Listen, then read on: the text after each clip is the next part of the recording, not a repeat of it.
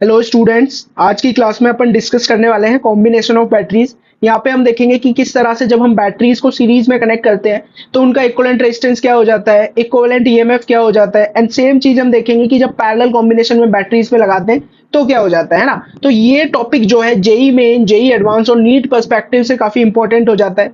JEE main में तो किसी ना किसी शिफ्ट में इससे रिलेटेड सवाल तुम्हें देखने को मिलेंगे ही मिलेंगी।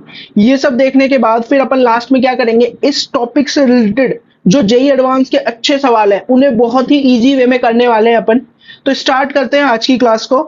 तो आज की क्लास का पहला टॉपिक होने वाला है हमारा बैटरी। सबसे पहले हम बैटरी का मैकेनिज्म समझेंगे। एक बार मैं पहले भी एक्सप्लेन कर चुका हूं, लेकिन यहां भी मैं ब्रीफली तुम्हें एक्सप्लेन करूंगा। तो भाई हमें पता है कि बैटरी में करंट जो फ्लो होता है वो higher terminal to lower terminal flow होता है एक्सटर्नल सर्किट में। तो यहाँ पर इस तरह से इसमें करंट फ्लो हो रहा होगा, I is equal to V by R. इस सर्किट में करंट फ्लो हो रहा होगा।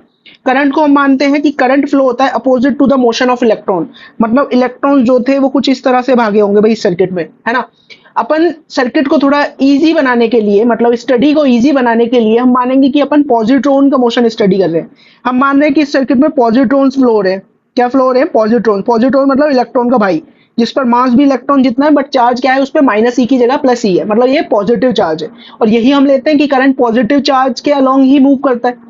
ठीक है, तो भाई बैटरी से ये पॉजिट्रॉन निकला होगा, बैटरी से ये पॉजिट्रॉन निकला होगा, पॉजिट्रॉन निकला होगा इस तरह से यहाँ पे कहीं पहुंचा होगा। अब मेरे को एक बात बताओ भाई, इस पॉइंट का पोटेंशियल कितना होगा? V। और इस पॉइंट का पोटेंशियल अपन अगर जीरो मान के चल रहे हैं, क्योंकि बैटरी का ये पॉइंट क्या था? जीरो पर, और ये पॉइंट था V वोल्ट पे। अब मेरे को एक बात बताओ कि जब पॉजिट्रॉन इस वाले पॉइंट पे रहा होगा, पॉजिट्रॉन इस वाले पॉइंट पे रहा होगा, तब उसके पास कितनी एनर्जी थी? तुम बोलोगे सर उस टाइम पे उसके पास थी E इंटू वी एनर्जी।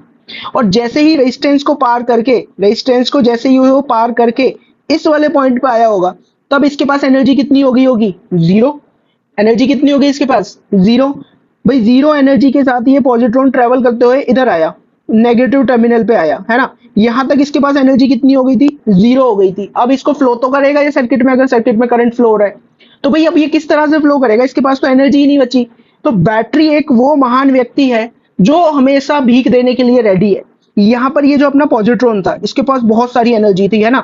ये बोला भाई आ जाओ, कौन आएगा बीच में? तो ये रजिस्टर आ गया, रजिस्टर जैसी बीच में आ गया, रजिस्टर इसकी पूरी एनर्जी खा गया, है ना। इसके पास कितनी एनर्जी होगी? इसके पास एनर्जी होगी zero joule. Zero joule energy के साथ ये बैटरी के पास आया। लेकिन अब तक अपना पॉजिट्रॉन, जो पहले कभी बहुत ही ज्यादा लाइक अमीर इंसान हुआ करता था, अब वो एकदम भिखारी बन चुका है। भिखारी बन के वो किसके पास आया? अब वो बैटरी के पास आया। अब बैटरी वो महान व्यक्ति है जो हमेशा भीख देने के लिए रेडी होता है। तो बैटरी ने क्या बोला? जा ले जा, 2-3 इलेक्ट्रॉन वोल्ट एनर्जी तू ले जा, मेरे को कोई दिक्कत नहीं है। तो उस बैटरी क्या करती है? इस पॉजिटिव पॉजिट्रॉन को नेगेटिव से पॉजिटिव चार्ज की तरफ फेंकती है ना, यहां तक पहुंचाती है, इसको एनर्जी सप्लाई करती है। अगेन पॉजिट्रॉन के पास, पॉजिट्रॉन अगेन इस पॉइंट पे आएगा, उसके पास एनर्जी कितनी हो जाएगी? ई इंटू वी। अगेन जो अपना पॉजिट्रॉन है अब वो फिर से अमीर इंसान बन चुका है, फिर से बोलेगा आओ भाई कौन बीच में आएगा। फिर से ये रजिस्टर बोलेगा ले मैं आ गया। तो ये रजिस्टर इसकी सारी एनर्जी कंज्यूम कर जाएगा। फिर से पॉजिट्रॉन के पास जीरो जूल एनर्जी हो जाएगी। फिर पॉजिट्रॉन बैटरी के पास आएगा, बैटरी बोलेगा जा फिर से ले जा भाई, भीख ले जा। तो बैटरी इसको फिर से E into V energy provide कर देगी। तो इस तरह से ये पॉजिट्रॉन अपना सर्किट में घूमता रहेगा। तो ये तो तुम्हें समझ में आ गया। अब हमें ये समझना है कि बैटरी के अंदर क्या चल रहा है। बैटरी के अंदर ऐसा क्या हो रहा है जो इस पॉजिट्रॉन को इतनी एनर्जी वगैरह सप्लाई कर रहा है। ठीक है, तो बैटरी के अंदर वाला सर्किट में बना रहा हूं, ये मान लेते हैं ये है बैटरी का पॉजिटिव टर्मिनल, ये है बैटरी का नेगेटिव टर्मिनल, है ना। इस तरह से अपनी बैटरी सर्किट में कनेक्ट है। अपना पॉजिट्रॉन क्या था भाई? पॉजिट्रॉन आया था अपना, इधर आया था पॉजिट्रॉन, यहाँ पर पॉजिट्रॉन आया था। ठीक है, अब बैटरी में ये वाला है अपना पॉजिटिव टर्मिनल, ये है नेगेटिव टर्मिनल। तो बैटरी के अंदर एक इलेक्ट्रिक फील्ड सेटअप होगा जो कि होगा पॉजिटिव से नेगेटिव की तरफ। लेकिन भाई यहाँ पर तो एक पॉजिट्रॉन आया था, पॉजिट्रॉन मतलब ये वाला जो इलेक्ट्रिक फील्ड है बैटरी का, ये तो इस पॉजिट्रॉन को मूव ही नहीं करने देगा नेगेटिव से पॉजिटिव प्लेट में। क्यों नहीं करने देगा? क्योंकि भाई इलेक्ट्रॉन, पॉजिट्रॉन मतलब पॉजिटिव चार्ज, पॉजिटिव चार्ज तो अलोंग द इलेक्ट्रिक फील्ड जाता है। तो ये अपोजिट टू इलेक्ट्रिक फील्ड कैसे आ पा रहा है? नेगेटिव टर्मिनल से पॉजिटिव टर्मिनल पे। तो हमें ये समझ में आया कि भाई पॉजिट्रॉन समहाउ नेगेटिव से पॉजिटिव टर्मिनल तो आ रहा है, क्योंकि ऐसा तो नहीं हुआ कि सर्किट में चार्ज फ्लो होना बंद हो गया या सर्किट में करंट फ्लो होना बंद हो गया। तो हमें यह समझ में आया कि भाई बैटरी के अंदर कुछ ना कुछ मैकेनिज्म तो चल रहा है जो इस पॉजिट्रॉन को opposite to this electric field move करा रहा है नेगेटिव टर्मिनल से पॉजिटिव टर्मिनल की तरफ। ठीक है, तो इसका मतलब बैटरी के अंदर, भाई बैटरी के अंदर जैसे ये पॉजिट्रॉन रख दो, यहाँ पे पॉजिट्रॉन रखा तो पॉजिट्रॉन समहाउ मान लो यहाँ पहुंच भी गया, तो हमें समझ में आता है कि इधर की तरफ उसके ऊपर एक एफ इलेक्ट्रिक फोर्स लग जाएगी। तो हमें ये समझ में आया कि एफ इलेक्ट्रिक के अपोजिट कोई ना कोई फोर्स तो लग रही होगी जो कि पॉजिट्रॉन को खींच रही होगी हायर पोटेंशियल की तरफ या फिर नेगेटिव से पॉजिटिव पोटेंशियल की तरफ। ठीक है, ऐसा समझ लो बैटरी के अंदर ना एक इंसान बैठा हुआ है। बैटरी के अंदर, बैटरी जो मैंने बोला ना, बैटरी तो बहुत ही कैसी व्यक्ति है, बैटरी बहुत ही भला व्यक्ति जो हमेशा भीख देने के लिए रेडी है। तो वही एक इंसान बैठा हुआ है जिसका नाम है बैटरी। इस बैटरी ने क्या किया, इसने इस पॉजिटिव जो अपना चार्ज था, मतलब पॉजिट्रॉन था, इसके गले में रस्सी डाली और इसको नेगेटिव से पॉजिटिव टर्मिनल की तरफ खींचा। इट मींस इसने एक फोर्स लगाई इस पॉजिट्रॉन के ऊपर। इट मींस भाई बैटरी का जो मैकेनिज्म है ना, बैटरी इसके ऊपर एक फोर्स लगा रही है, एफ बैटरी बोल दे रहा हूं मैं जिसको, जो कि जिसकी वैल्यू एफ इलेक्ट्रिक से बड़ी है, तभी ये पॉजिट्रॉन अपना नेगेटिव से पॉजिटिव टर्मिनल की तरफ आ पा रहा है। अब ये एफ बी फोर्स कैसे अराइज हुई? This F B force is arised due to chemicals inside the battery, जो कि तुम इलेक्ट्रोकेमिस्ट्री चैप्टर में पढ़ते हो। बात समझ में आई? अंदर जो इंसान बैठा हुआ है उसने पॉजिट्रॉन को बोला, बेटा तू भिखारी है, तुझे खाली हाथ तो नहीं जाने दूंगा, भीख तो तुझे जरूर दूंगा। उसने भीख कैसे दी? उसने पॉजिट्रॉन के गले में रस्सी फेंकी और उसको नेगेटिव टर्मिनल से पॉजिटिव टर्मिनल की तरफ पहुंचाया, मतलब उसको जीरो एनर्जी से E into V energy provide करी। तो बैटरी के अंदर क्या हो रहा है कि कुछ कुछ इलेक्ट्रोकेमिकल प्रोसेसेस वगैरह चल रहे हैं, जिसके कारण जो अपना पॉजिटिव चार्ज है नेगेटिव टर्मिनल से पॉजिटिव टर्मिनल पहुंच पा रहा है और सर्किट में फ्लो हो पा रहा है। तो बात समझ में आई कि किस तरह से बैटरी कांस्टेंट करंट फ्लो कराती रहती है किसी भी सर्किट में, है ना। अब मैंने पॉजिट्रॉन लेके चला, इसका जस्ट अपोजिट क्या है, अपना इलेक्ट्रॉन, तो जस्ट इसका अपोजिट कर दोगे तो सेम बात इलेक्ट्रॉन के लिए भी ट्रू है कि इलेक्ट्रॉन को जाना होगा कैसे, इलेक्ट्रॉन को जाना होगा पॉजिटिव से नेगेटिव टर्मिनल की तरफ। बट ये जो इलेक्ट्रिक फील्ड है, अब मान लो यहाँ पे अपना इलेक्ट्रॉन होता है, ये नेगेटिव चार्ज होता है, तो इलेक्ट्रॉन पे फोर्स लगती opposite to electric field, battery इसको खींचता नेगेटिव से पॉजिटिव, पॉजिटिव से नेगेटिव टर्मिनल की तरफ। तो मतलब जो बात अपन ने पॉजिट्रॉन के लिए पढ़ी ना, सेम बात इलेक्ट्रॉन के लिए, बस डायरेक्शन उसकी अपोजिट है। तो इस तरह से हमें समझ में आ रहा है कि भाई नेगेटिव टर्मिनल से पॉजिटिव टर्मिनल अपना कोई भी पॉजिटिव चार्ज जा पा रहा है with in the battery, because battery को कुछ ना कुछ वर्क करना पड़ रहा है उस पॉजिट्रॉन को नेगेटिव से पॉजिटिव टर्मिनल पहुंचाने के लिए अगेंस्ट द इलेक्ट्रिक फोर्स। बात समझ में आ गई भाई? तो देखो वही चीजें मैंने यहाँ पे नोट करी है।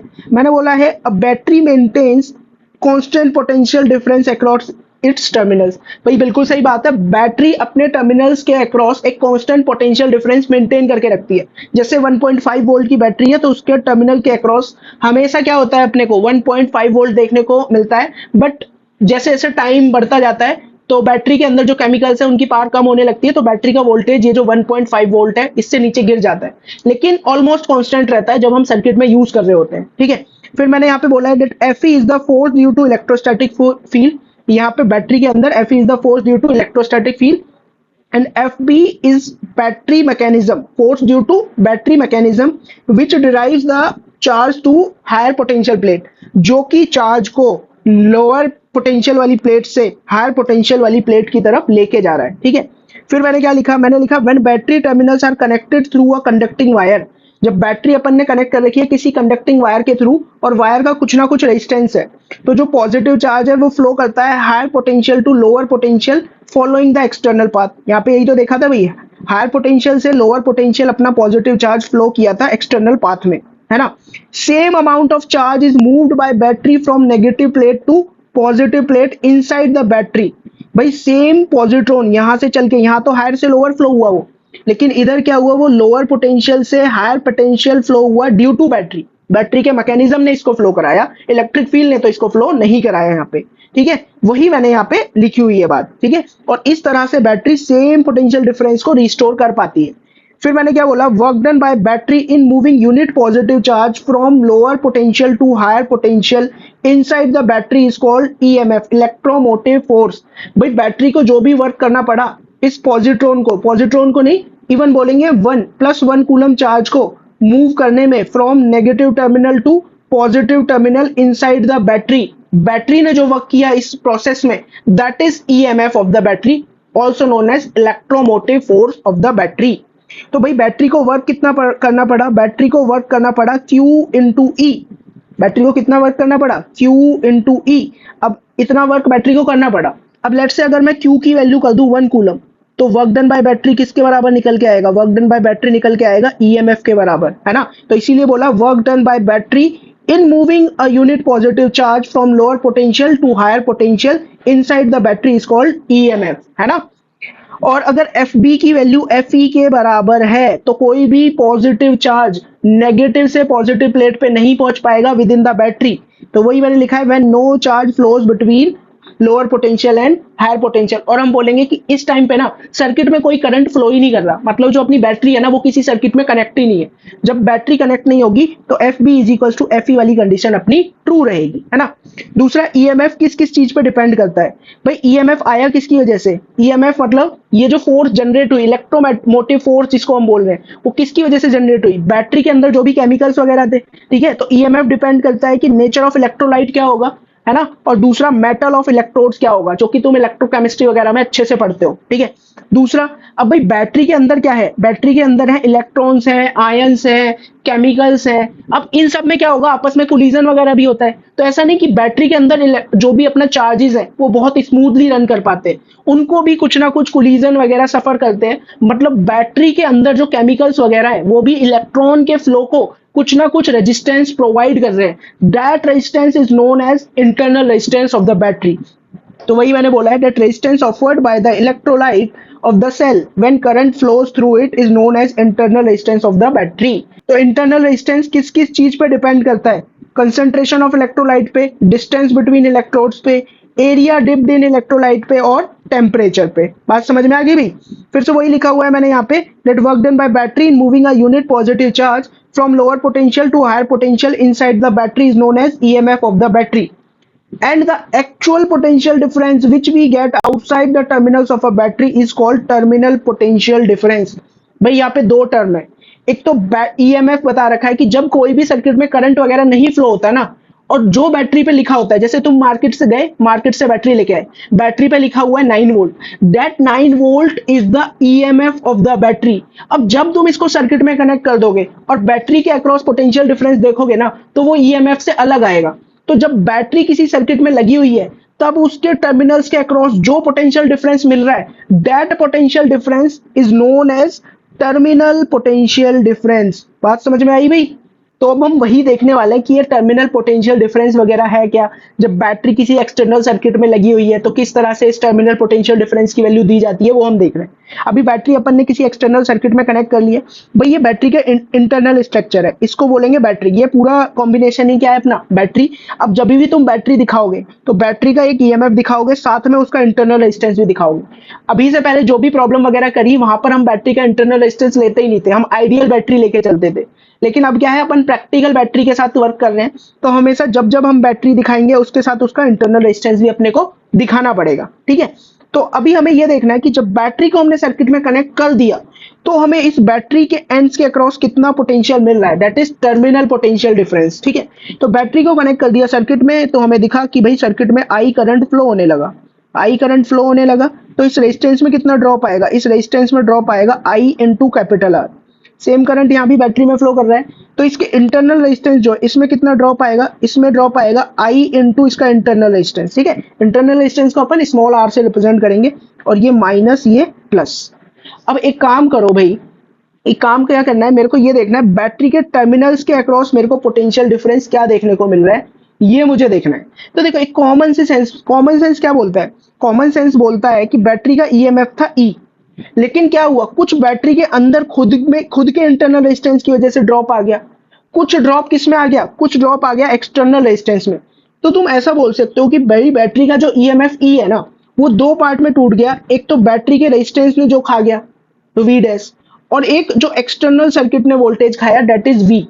ये वी क्या है, ये मतलब एक्सटर्नल रेजिस्टेंस में जो ड्रॉप आया, and this is equals to terminal potential difference, है ना। और ये वी डैश क्या है, potential drop in internal resistance. क्या दे रखा है भाई ये अपने को, V dash potential drop in internal resistance, internal resistance में जो वोल्टेज का ड्रॉप आया दैट इज वी डैश, है ना। तो ईएमएफ अपना दो काम में यूज हो गया, एक तो खुद के इंटरनल रेजिस्टेंस की वजह से खुद में उसके इंटरनल रेजिस्टेंस में जो ड्रॉप आ रहा है, दूसरा एक्सटर्नल सर्किट में जो ड्रॉप आया है ना। तो टर्मिनल पीडी क्या है कि जब बैटरी के थ्रू करंट फ्लो हो रहा है तब उसके अक्रॉस कितना पोटेंशियल डिफरेंस है। मतलब अपने सर्किट के लिए टर्मिनल पोटेंशियल डिफरेंस की वैल्यू है VA माइनस VB। ठीक है, यही अपना टर्मिनल पोटेंशियल डिफरेंस है। तो VA माइनस VB की वैल्यू मेरे को चाहिए। तो मैंने क्या देखा भाई, VA माइनस VB लगाना है ना, तो एक काम करो, इस वाले सर्किट में ही देख लो भाई, इस वाले सर्किट में ही देख लो। कैसे देखोगे, ऐसे देख सकते हो, तुम मान लो तुम VA से तुमने चलना स्टार्ट किया, किस पॉइंट से, A पॉइंट से, तो तुम लिखोगे VA, है ना। फिर तुम किस में घुसे, फिर तुम एंटर करे बैटरी में, बैटरी में तुम गए प्लस से माइनस, मतलब तुम घट गए, तो तुम लिखोगे माइनस E। फिर तुम किस में एंटर किए, फिर तुम इस R रजिस्टर में एंटर करे, इसमें पोटेंशियल ड्रॉप कितना आया, IR, माइनस से प्लस, मतलब पोटेंशियल डिफरेंस बढ़ गया, तो हम लिखेंगे प्लस IR, है ना, इज इक्वल्स टू VB। तो VA माइनस VB की वैल्यू तुम्हें क्या मिल रही है, E minus IR। This is terminal potential difference. जब भी कोई बैटरी डिस्चार्ज हो रही होगी तो उसके अक्रॉस जो पोटेंशियल डिफरेंस मिलेगा that is terminal potential difference. और इसकी वैल्यू अपने को क्या देखने को मिल रही है, इसकी वैल्यू हमें देखने को मिल रही है E माइनस IR।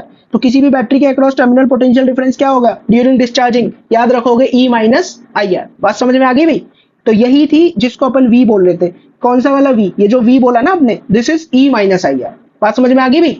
तो देखो यहां से तुम्हें एक और चीज दिख रही होगी कि टर्मिनल पोटेंशियल डिफरेंस क्या है, ये EMF से कम होता है, क्योंकि इसकी वैल्यू में EMF माइनस IR आ गया।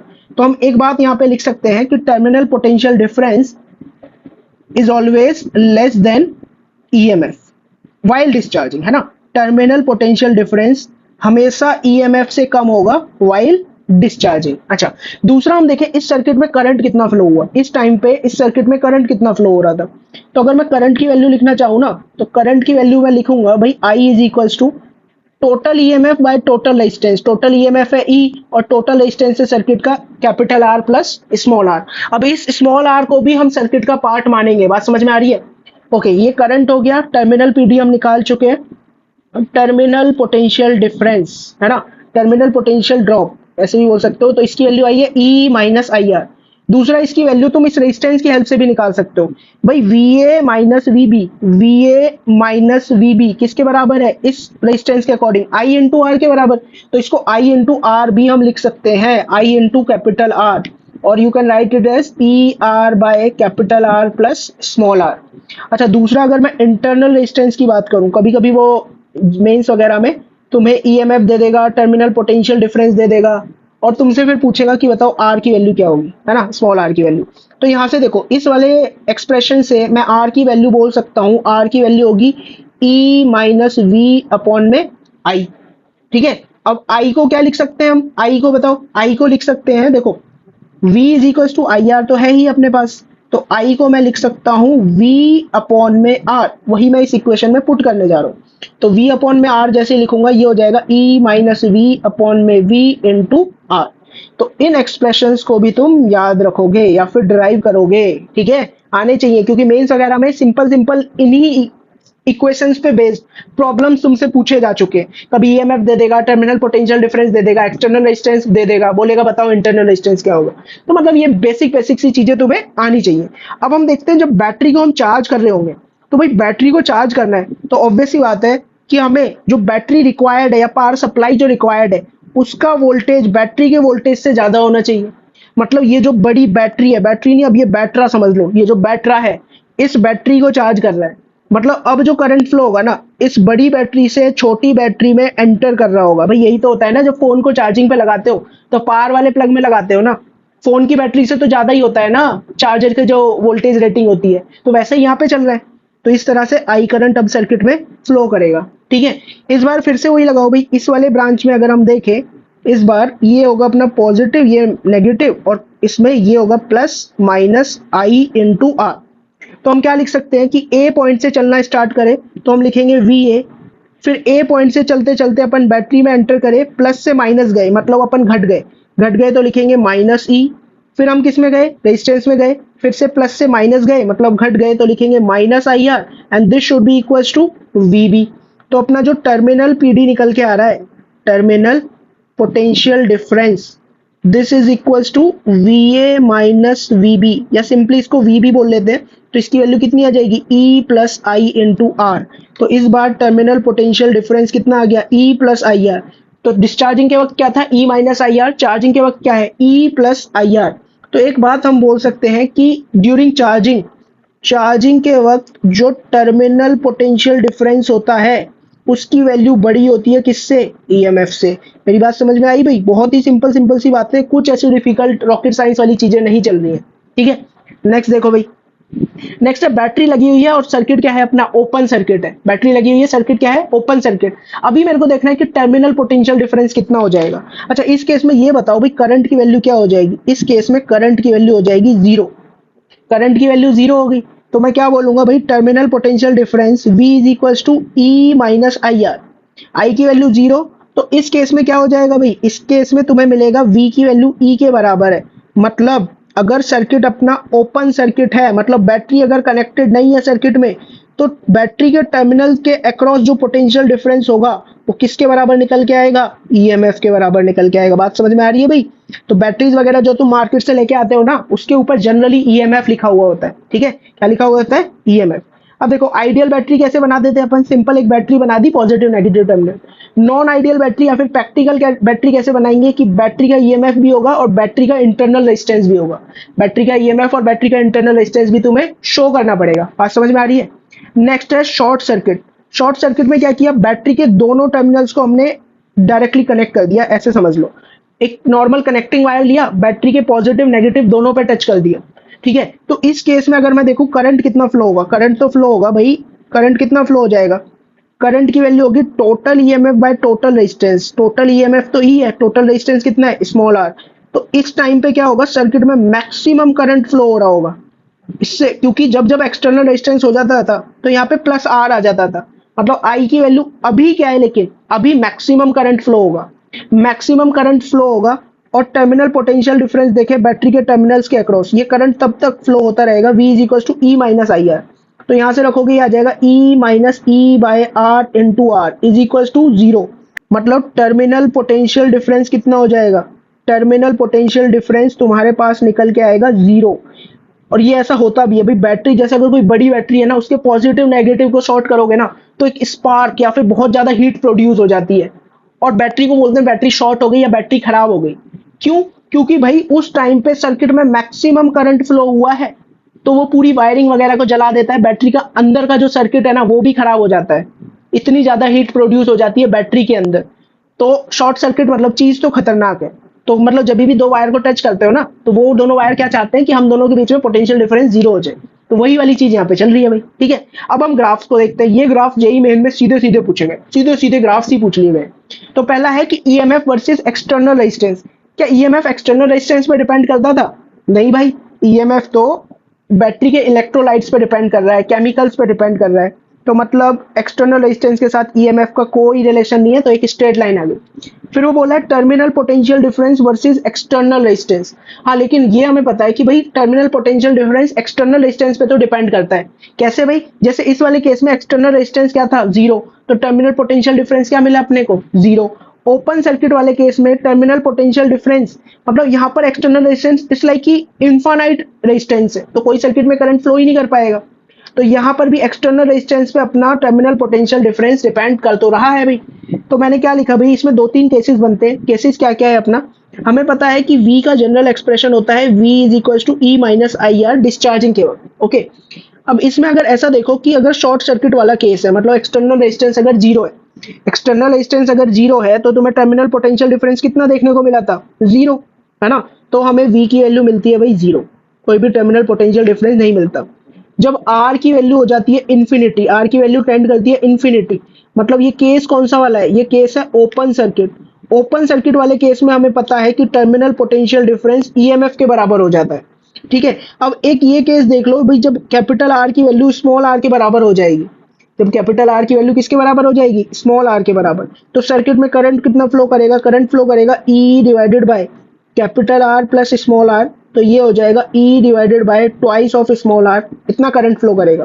तो टर्मिनल पोटेंशियल डिफरेंस कितना हो जाएगा इस टाइम पे, ये हो जाएगा E minus I R, I की वैल्यू होगी E by two R into R. मतलब उस टाइम पे जो अपना टर्मिनल पोटेंशियल डिफरेंस होगा वो ईएमएफ का आधा होगा। तो हमें देखो भाई कुछ कुछ पॉइंट्स यहाँ पे देखने को मिल रहे हैं। कौन सा? एक तो ये वाला पॉइंट अपने को देखने को मिला जब कैपिटल R की वैल्यू स्मॉल r के बराबर हो गई है। तब मेरे को देखने को मिला कि इसके कॉरेस्पॉन्डिंग जो मेरे को ईएमएफ देखने को मिलेगा या टर्मिनल पोटेंशियल डिफरेंस देखने को मिलेगा, that terminal potential difference is E/2। और जब आर की वैल्यू इन्फिनिटी को रीच करेगी, आर की वैल्यू जब इन्फिनिटी होगी, मतलब आर कहीं यहाँ कहीं पे होगा इन्फानाइट, तब ये वैल्यू किसके बराबर मिलेगी, ई के बराबर मिलेगी, है ना। लेकिन आर की वैल्यू कभी इन्फिनिटी तो हो ही नहीं पाएगी, आर की वैल्यू इन्फिनिटी तो हो ही नहीं पाएगी। तो इसीलिए ये वाला जो ग्राफ है वो अपना इसको टेंड कर रहा होगा। मतलब मैं अगर ग्राफ बनाने की कोशिश करूँ ना, तो देखो भाई ओरिजिन से पास होगा या नहीं होगा, बिल्कुल ओरिजिन से पास होगा, क्योंकि जब आर की वैल्यू जीरो तो वी की वैल्यू भी जीरो है। इट मीन ग्राफ तो हमारा ओरिजिन से पास करेगा, ओरिजिन से पास करेगा। और होगा कैसा, ये कुछ इस तरह से बनने वाला है अपने पास, इस तरह से ये ग्राफ निकल के आएगा। बात समझ में आ गई भाई, कि जो अपना जब आर की वैल्यू इन्फानाइट को टेंड कर जाएगी उस टाइम पे अपनी वी की वैल्यू ईएमएफ के बराबर हो जाएगी। बात समझ में आ गई। तो ये हो गया अपना terminal potential difference versus resistance graph. ये सीबीएसई वगैरह में भी तुमसे पूछ लिया जाता है। ओके, नेक्स्ट अपना V versus I graph. V versus I graph कैसे बनाएंगे अपन, ये हमें देखना है, करंट वर्सेस वोल्टेज। ये वाला ग्राफ बनाना कोई बड़ी बात नहीं है अपने लिए। हमें पता है कि भाई V terminal potential difference is equal to EMF minus I into internal resistance. तो ये हमें क्या देखने को मिला, इसको ऐसे लिख लो, V is equal to minus R into I plus का ई। तो it is a straight line equation, जहां पर ये है अपना y, है ना, x एक्सिस पे कौन है अपना I, और this is intercept on y axis, और ये क्या है अपना स्लोप। स्लोप कितना निकल के आ रहा है, slope is minus R, negative slope निकल के आ रहा है। तो मतलब यहाँ पर देखो भाई, जब करंट की वैल्यू जीरो तब अपना टर्मिनल पोटेंशियल डिफरेंस ईएमएफ के बराबर होता है। उसके बाद ये क्या है, straight line with negative slope, straight line with negative slope, मतलब कुछ इस तरह से बनेगा। ठीक है, तो इसी को बना लेते हैं। ये ग्राफ कैसे बनेगा, हमें कुछ इस तरह से देखने को मिलेगा। बात समझ में आ रही है भाई।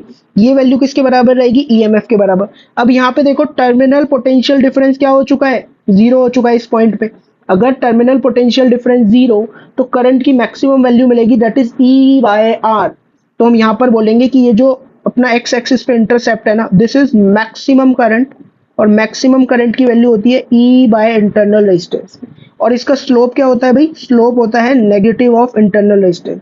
तो तुम्हें ये ग्राफ वगैरह दे दिया जाएगा और ऐसे बोल देगा कि मान लो ये वाला इंटरसेप्ट दे दिया तुम्हें 3, और ये करंट की वैल्यू उसने दे दी 5, और तुमसे बोल देगा you have to find out the internal resistance. तो तुम क्या बोलोगे भाई, तुम बोलोगे कि आई मैक्स की वैल्यू कितनी दे रखी है 5, और ईएमएफ की वैल्यू है 3 अपॉन में इंटरनल रेजिस्टेंस आर, तो आर की वैल्यू कितनी आ जाएगी 3/5।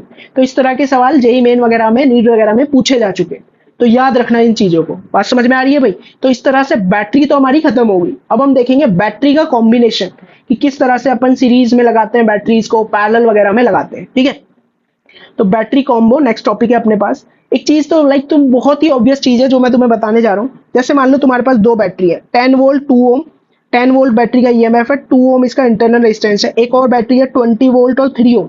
अब देखो ये 10 वोल्ट वाली बैटरी भी चाहती है करंट इस डायरेक्शन में फ्लो हो राइट की तरफ, और 20 वोल्ट वाले भी सेम डायरेक्शन में फ्लो कराना चाहती है। इट मींस ये दोनों बैटरी एक दूसरे को सपोर्ट कर रही हैं।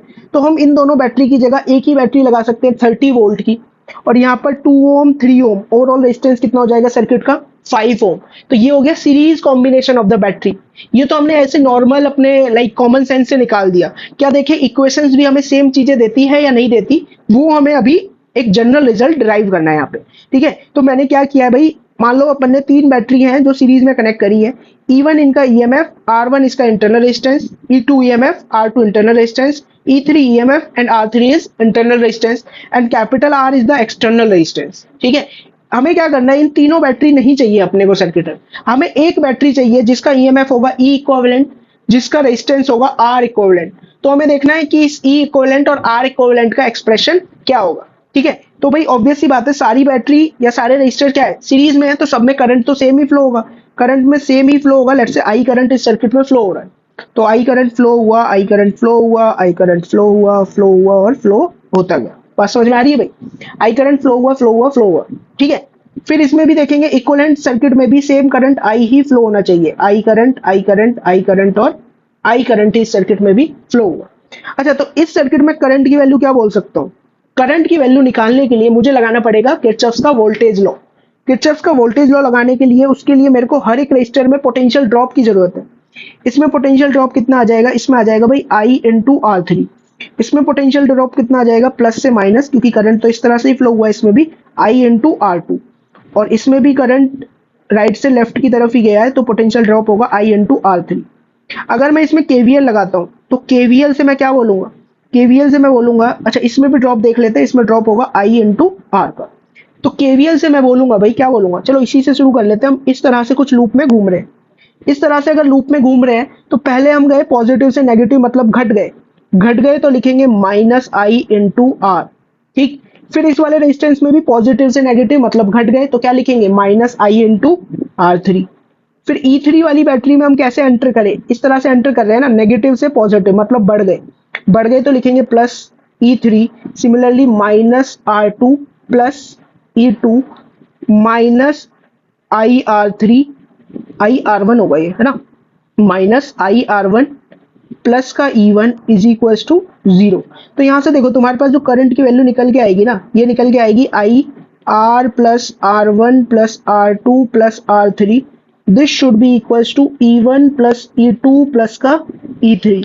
तो यहाँ से करंट की वैल्यू निकल के आ रही है भाई E1 plus E2 plus E3 divided by E1 plus E2 plus E3 divided by R plus R1 plus R2 plus R3। अब मेरे को ये बताओ भाई, जब ये अगर इक्विवेलेंट बैटरी होती, मतलब इन सब की जगह एक ही बैटरी होती, तो तुम करंट की एक्सप्रेशन कैसे देते इस वाले सर्किट में, इस वाले सर्किट में बोलते कि सर करंट होगा total EMF by total resistance, that is capital R plus small r। इसको मान लेते हैं this is our equation 2 and this is equation 1। 1 और 2 को कंपेयर करने पे तुम्हें क्या नजर आया भाई, 1 और 2 को कंपेयर करने पे मेरे को नजर आ रहा है, क्या नजर आ रहा है भाई, पहली बात तो हम क्या कर रहे हैं, कंपेयर कर रहे हैं, किस किस को कंपेयर कर रहे हैं हम, इक्वेशन 1 को एंड इक्वेशन 2 को। कंपेयर करने पे मेरे को नजर आया कि भाई न्यूमरेटर इक्विवेलेंट था, यहाँ पे क्या है E1 plus E2 plus E3, are equivalent की जगह क्या बन गया R1 plus R2 plus R3। तो भाई यहाँ से मेरे को दिखा कि जो ई इक्विवेलेंट होगा इस सर्किट का, ई इक्विवेलेंट होगा दैट इज सारी बैटरीज का जो पोटेंशियल है उसको जोड़ दो। इक्विवेलेंट रेजिस्टेंस क्या होगा, इक्विवेलेंट रेजिस्टेंस होगा कि जितने भी इंटरनल रेजिस्टेंस है सारे इंटरनल रेजिस्टेंस को जोड़ दो, वही अपने इक्विवेलेंट बैटरी का इंटरनल रेजिस्टेंस होगा। सारी बैटरीज के ईएमएफ को जोड़ दो, वही अपनी इक्विवेलेंट बैटरी का ईएमएफ होगा। ये बात समझ में आई भाई, ठीक है। तो बहुत ही ईजी है, सीरीज में है तो सारे सारे ईएमएफ जुड़ जाएंगे, सारे सारे इंटरनल रेजिस्टेंस भी जुड़ जाएंगे। बात समझ में आ गई। अब देखो बोला है कि अगर बैटरी 2 की पोलैरिटी को मैं रिवर्स कर दूं तो क्या होगा, बैटरी 2 की पोलैरिटी को रिवर्स कर दिया तो इट्स लाइक कि बैटरी 1 भी चाहती है इसी डायरेक्शन में करंट फ्लो, बैटरी 2 भी चाहती है इसी, बैटरी 3 भी चाहती है इसी डायरेक्शन में करंट फ्लो, लेकिन बैटरी 2 चाहती है इसके अपोजिट डायरेक्शन में करंट फ्लो। तो इस केस में जो मैं ई इक्विवेलेंट की वैल्यू दूंगा वो वैल्यू हो जाएगी भाई E1 माइनस का E2 प्लस का E3। लेकिन आर इक्विवेलेंट में कोई फर्क नहीं पड़ेगा, आर की क्योंकि कोई पोलैरिटी नहीं होती, तो that is R1 plus R2 plus R3, ये अपने पास रिजल्ट निकल के आएगा। बात समझ में आ रही है भाई, एक जिस भी बैटरी की पोलैरिटी रिवर्स करी है उसके आगे क्या लगा दो, माइनस साइन लगा दो। पहली बात समझ में आ गई। अब हम क्या कर रहे हैं, हम एन आइडेंटिकल सेल को सीरीज में कनेक्ट कर रहे हैं, एन आइडेंटिकल सीरीज को अपन सीरीज में कनेक्ट कर रहे हैं। तो हम क्या देखेंगे भाई, अगर एन आइडेंटिकल सेल है तो हमें नजर आएगा कि भाई सर्किट में आई करंट फ्लो होगा, आई करंट फ्लो होगा या नहीं होगा, बिल्कुल फ्लो होगा। और हम यहाँ पर क्या बोलेंगे, ई इक्विवेलेंट क्या हो जाएगा ये बताओ। ई इक्विवेलेंट बोल रहा है कि जब सारे सेल ही सीरीज में है तो ई इक्विवेलेंट जोड़ते चले जाओ, ई प्लस ई कितने टाइम्स, एन टाइम्स जोड़ेंगे। तो मतलब यहाँ पर ई इक्विवेलेंट क्या आएगा, एन इंटू ई। ऐसे समझो, अगर ये भी समझ में आया, अगर 5 सेल होते तो कितना आता, 5 इंटू ई, 100 सेल होते तो 100 इंटू ई। अपने पास अभी कितने सेल हैं, एन सेल हैं, तो एन इंटू ई आ गया ई इक्विवेलेंट। सिमिलरली इक्विवेलेंट रेजिस्टेंस क्या हो जाएगा, आर प्लस आर ऐड करते रहेंगे एन टाइम्स, तो ये कितना हो जाएगा, एन इंटू आर। सर्किट में करंट कितना फ्लो होगा, सर्किट में करंट फ्लो होगा E equivalent divided by total EMF divided by total resistance, total resistance है आर इक्विवेलेंट। तो मतलब इस सर्किट में करंट फ्लो होगा N into E divided by capital R plus N into small R. तो ये expression भी तुम लिख सकते हो अपना दिमाग यूज करके, ये सीबीएसई वगैरह में वो लिखवा लेता है। अब जो मेंस में जो चीजें पूछी जाती है ना एन सेल से रिलेटेड, वो देखो भाई, मेंस में एक बार पूछा गया, जेई मेन 2024 की मैं बात कर रहा हूँ, रिसेंट में ही बोला कि if polarity of one cell is reversed, an identical cell थे अपने और उनको हमने कैसे कनेक्ट कर रखा था, उनको सीरीज में कनेक्ट कर रखा था, और हमसे बोला गया कि हमने एक सेल की पोलैरिटी को रिवर्स कर दिया, तो हमें ये बताना है कि ई इक्विवेलेंट क्या होगा, आर इक्विवेलेंट क्या होगा और करंट के साथ क्या होगा। बात समझ में आ रही है।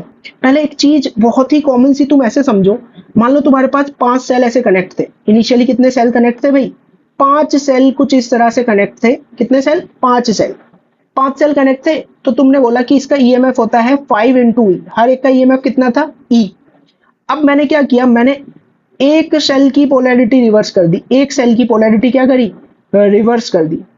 एक सेल की पोलैरिटी जैसे ही मैंने रिवर्स करी, तो तुम बोलोगे कितना ईएमएफ हो जाएगा? इसका प्लस ई, इसका प्लस ई, इसका भी प्लस ई, इसका भी प्लस ई, इसका क्या हो जाएगा? माइनस ई।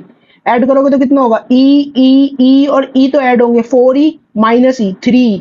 मतलब इस केस में इक्विवेलेंट कितना बन गया? 3। तो यहां से तुम्हें एक चीज समझ में आ रही है, ध्यान से सुनना, कि जैसे ही एक बैटरी की पोलैरिटी रिवर्स करोगे, वो 2 सेल्स को खा जाएगा।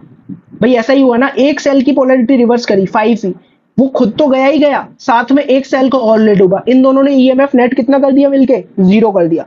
मतलब एक सेल की पोलैरिटी बदलने पे इट्स लाइक कि सर्किट में 2 सेल अपने कम हो गए, है ना। तो अगर अपने पास मान लो n सेल थे, n में से एक की पोलैरिटी बदल दी, तो तुम क्या बोलोगे? तुम बोलोगे सर जो ई इक्विवेलेंट है ना, वो मेरे पास हो जाएगा n माइनस 2 इंटू ई। 5 के लिए चेक कर लो भाई, 5 के लिए ई इक्विवेलेंट इनिशियली कितना होता था? 5 इंटू ई। अब एक सेल की पोलैरिटी बदल दी, तो तुम बोलोगे ई इक्विवेलेंट कितना निकल के आया था? 3e। यहां पर भी पुट करोगे तो 5 minus 2 into E, that is 3। मतलब जो फॉर्मूला अपन ने बनाया है वो एकदम सही है। तो क्या याद रखना है कि एक सेल की पोलैरिटी रिवर्स करने पे वो अपने साथ एक और सेल को ले डूबेगा। मतलब ओवरऑल सर्किट में इट्स लाइक कि 2 सेल कम हो गए, 2 ईएमएफ कम हो गए। लेकिन इक्विवेलेंट रेजिस्टेंस में तो कोई फर्क नहीं पड़ेगा भाई, सेल का ईएमएफ ही तो गायब हुआ है, सेल थोड़ी उस जगह से गायब हुआ है, सेल तो लगा ही हुआ है, मतलब उसका इंटरनल रेजिस्टेंस भी सर्किट में काउंट करना ही पड़ेगा। तो आर इक्विवेलेंट कितना आ जाएगा? n इंटू आर निकल के आ जाएगा।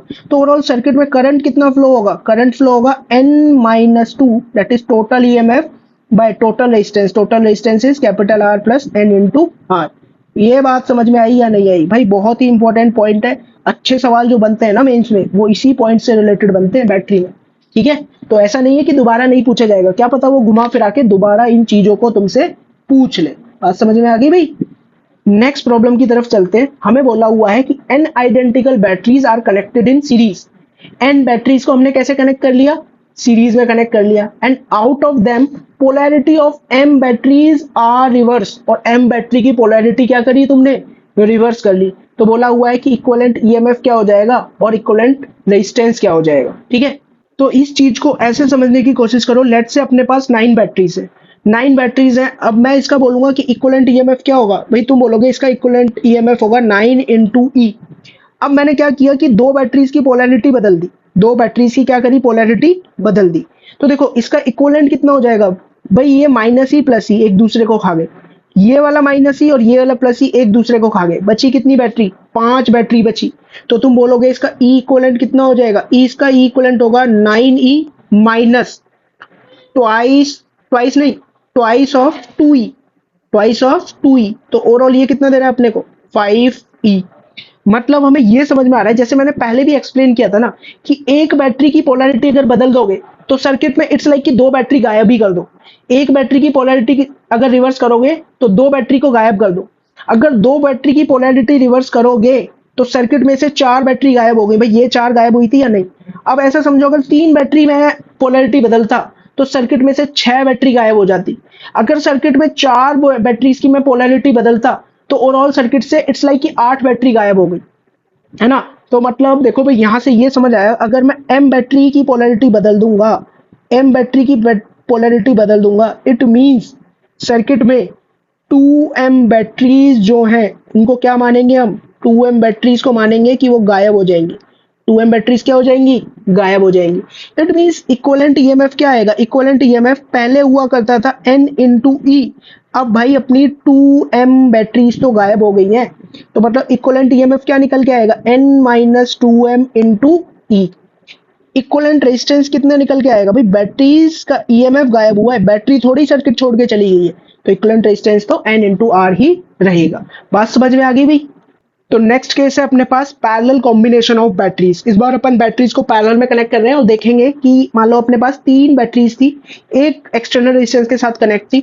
हमें इन तीनों की जगह एक ही बैटरी चाहिए जिसका ईएमएफ होगा ई इक्विवेलेंट, और इन 3 रेजिस्टर की जगह भी वो जो इक्विवेलेंट बैटरी है उसका रेजिस्टेंस होगा आर इक्विवेलेंट। तो ई इक्विवेलेंट और आर इक्विवेलेंट का एक्सप्रेशन अपने को देखना है, और सेम एक्सटर्नल रेजिस्टेंस आर के साथ ये सर्किट भी कनेक्ट है। तो देखो एक चीज क्या होगी भाई, एक चीज तुम्हें समझ में आ रही है कि यहाँ से करंट लेट से I1 निकलेगा, इधर से निकलेगा I2 और इधर से करंट कितना निकलेगा I3, और तीनों करंट्स मिलेंगे। यहाँ पर एक करंट होगा अपने पास आई करंट सर्किट में कुछ इस तरह से अपना फ्लो कर रहा होगा, है ना। यहाँ पे अगेन I1 फ्लो कर रहा होगा, इस वाली ब्रांच में I2 फ्लो कर रहा होगा और इसमें I3। इक्विवेलेंट सर्किट में भी हमें I करंट फ्लो होता हुआ नजर आएगा। अब हमें समहाउ इस I को रिलेट करना है ई इक्विवेलेंट वगैरह से, है ना। इक्विवेलेंट सर्किट के लिए तो तुम देखते ही बोल दोगे, क्या बोलोगे कि I की जो वैल्यू होगी वो होगी E equivalent divided by capital R plus small R equivalent, है ना। ये एक्सप्रेशन हो। अब मैं क्या कर रहा हूं, मेरे को I1 I2 I3 और I को रिलेट करना है ना। इनको कैसे रिलेट करेंगे वो देखते हैं भाई। इसके लिए मैं हेल्प लूंगा केवीएल की। किसकी हेल्प लेंगे अपन, केवीएल की हेल्प लेने वाले हैं। केवीएल की हेल्प से, केवीएल के लिए मैं तुम्हें लूप बता रहा हूँ, जिस लूप में तुम्हें केवीएल लगाना है, तुम्हें एक बार लगाना है इस वाले लूप में केवीएल। बात समझ में आ रही है, इस वाले लूप में एक बार केवीएल लगाओगे, एक बार केवीएल लगाओगे इस वाले लूप में, और एक बार तुम केवीएल लगाने वाले हो इस वाले लूप में। मतलब हर एक लूप में क्या होना चाहिए, I1 I आए, I2 और I करंट आए, I3 और I करंट आए, इस तरह से अपने को लूप लेने, ठीक है। तो एक बार रेजिस्टेंस में भी पोलैरिटी मार्क करो, ये होगा हायर, ये होगा लोअर, ये होगा हायर, ये होगा लोअर, ये होगा हायर, ये होगा लोअर। पहले अपन फर्स्ट लूप को ले रहे हैं। फर्स्ट लूप मतलब ये वाला जो लूप मैंने मार्क किया है। तो यहाँ पे एक्सप्रेशन क्या आएगा भाई, एक्सप्रेशन आएगा, पहले तुम R1 में एंटर कर गए, R1 में पॉजिटिव से नेगेटिव गए हो, मतलब तुम घट गए, तो तुम बोलोगे माइनस I1 इंटू R1। फिर तुम बैटरी में एंटर करे नेगेटिव से प्लस, मतलब तुम बढ़ गए, तो तुम यहाँ पर बोलोगे प्लस का E1, है ना। फिर तुम इस वाले रजिस्टर में आओगे, एक्सटर्नल रेजिस्टेंस में, यहाँ से घूम फिर के इस वाले रेजिस्टेंस में आए, तो प्लस से माइनस अगेन घट गए, तो तुम लिखोगे minus I into R, this should be equal to 0। तो यहाँ से I1 के लिए एक्सप्रेशन देखो, I1 के लिए एक्सप्रेशन आएगा E1 by R1 minus IR bye R1। ये एक्सप्रेशन तुम्हारे पास आ जाएगा। दिस इज फर्स्ट इक्वेशन, है ना। फिर हम क्या करेंगे, केवीएल बनाएंगे, इस वाले लूप में केवीएल लगाएंगे। तो इस लूप में अगर तुम केवीएल लगाओगे तो तुम्हारे पास एक्सप्रेशन देखो क्या बनेगा, एक्सप्रेशन तुम्हारे पास बनेगा minus I2 into R2 plus का E2 minus I into R is equal to 0। Again यहाँ से I2 का एक्सप्रेशन क्या बन जाएगा, यहाँ से I2 का एक्सप्रेशन बनेगा E2 by R2 minus IR by R2। This is second equation. ऐसी थर्ड लूप में जब तुम केवीएल लगाओगे, थर्ड लूप में केवीएल लगाओगे तो तुम्हारे पास एक्सप्रेशन क्या आएगा, थर्ड लूप पे केवीएल लगाने पे तुम्हारे पास एक्सप्रेशन आएगा माइनस I3 R3 प्लस का E3 माइनस का I into R is equal to 0। तो यहाँ से तुम्हारे पास I3 की वैल्यू आ जाएगी E3 by R3 minus I into R divided by R3। This is our third expression, है ना। और ये जो पहले हमने लिखी थी इसको बोल देते हैं this is our fourth equation. अब मैं क्या कर रहा हूँ, I1 I2 और I3 को रिलेट कर रहा हूँ।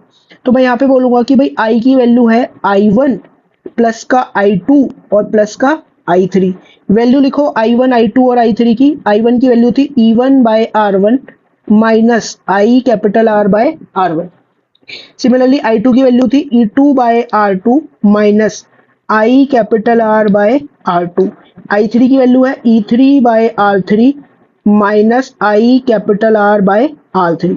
अब क्या करो भाई कि I वाले टर्म्स एक तरफ, बाकी टर्म एक तरफ, तो ये होगा E1 by R1 plus E2 by R2 plus E3 by R3, और यहाँ पे लिख रहा हूँ मैं minus I into R 1 by R1 plus 1 by R2 plus 1 by R3। ये मेरे पास एक्सप्रेशन मिला, है ना। फिर मैं क्या बोलूंगा, मेरे पास I की वैल्यू आ जाएगी, I मतलब ये जो I इंटू आर वाला टर्म है ना, इसको भी मैं लेफ्ट हैंड साइड पे लेके जा रहा हूँ। तो इधर से I की वैल्यू बनेगी I 1 प्लस R कॉमन लेके 1 by R1 plus 1 by R2 plus 1 by R3। This should be equals to E1 by R1 plus E2 by R2 plus E3 by R3। तो रोल I की value देखो क्या मिलेगी, I की value तुम्हारे पास मिलने वाली है E1 by R1 E2 by R2 plus E3 by R3, ये रहेगा, है ना। और अपॉन में ये वाला टर्म इसके डिवाइड में चला जाएगा इस तरह से। तो यहाँ पर ये अपने पास I की वैल्यू आएगी। अब मैं क्या कर रहा हूँ ना, मैं इसके पूरे न्यूमरेटर और डिनोमिनेटर को, दोनों को ही इस वाले टर्म से डिवाइड करने जा रहा हूँ, है ना। इस वाले टर्म से जैसे ही मैं डिवाइड करूंगा न्यूमरेटर और डिनोमिनेटर को, तो तुम्हारे पास एक्सप्रेशन क्या मिलने वाला है, तुम्हारे पास एक्सप्रेशन मिलेगा, ठीक है। इसका न्यूमरेटर तो एज इट इज रहेगा ही रहेगा, इसके डिवाइड में कौन आ जाएगा, इसके डिवाइड में आ जाएगा ये वाला फैक्टर, है ना, और ये वाला फैक्टर लिख लिया यहाँ पे, और अपॉन में आ जाएगा क्या, अपॉन में तुम्हारे पास बनेगा, और ये कैपिटल आर, तो देखो कैपिटल आर को जैसे ही इस टर्म से डिवाइड करोगे, किससे, 1/r1 1/r2 1/r3, ये तो कैंसिल ही हो जाएगा, तो रोल तुम्हारे पास क्या बनेगा, वो बनेगा r plus 1/r1 plus 1/r2 plus 1/r3, और इधर ये किसका एक्सप्रेशन आया, अपना i का, है ना। फोर्थ वाली इक्वेशन से देखो जनरल एक्सप्रेशन i का क्या था, equivalent divided by r plus r equivalent. General expression क्या था तुम्हारे पास, i is equals to e divided by e equivalent divided by r plus r equivalent. तो यहाँ से कंपेयर करने पे बताओ e इक्वलेंट की वैल्यू तुम्हें क्या मिलेगी, कंपेयर करने पे तुम बोलोगे सर ये जो न्यूमरेटर है यही तो पूरा ई इक्विवेलेंट है अपना, मैं बोलूंगा बिल्कुल सही बात है भाई तुम लोगों की। तो इसको उठाया और यहाँ पर अपन ने चिपका दिया, है ना, यहाँ पे चिपकाया, और यही वैल्यू क्या थी अपने को, ई इक्विवेलेंट की वैल्यू मिली थी। बात समझ में आ रही है। ऐसी आर इक्विवेलेंट क्या मिलेगा, तुम बोलोगे भाई आर इक्विवेलेंट की वैल्यू है 1/दिस, तो मैं बोलूंगा कि क्यों ना 1/r इक्विवेलेंट की वैल्यू लिख लो।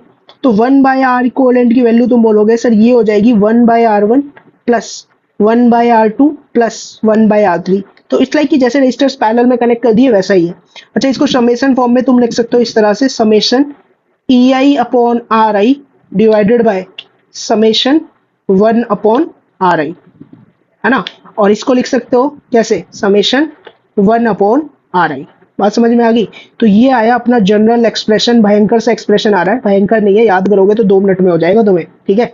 क्या करो, समेशन वाली फॉर्म याद रख लो यार, e1/r1 e2/r2 e3/r3।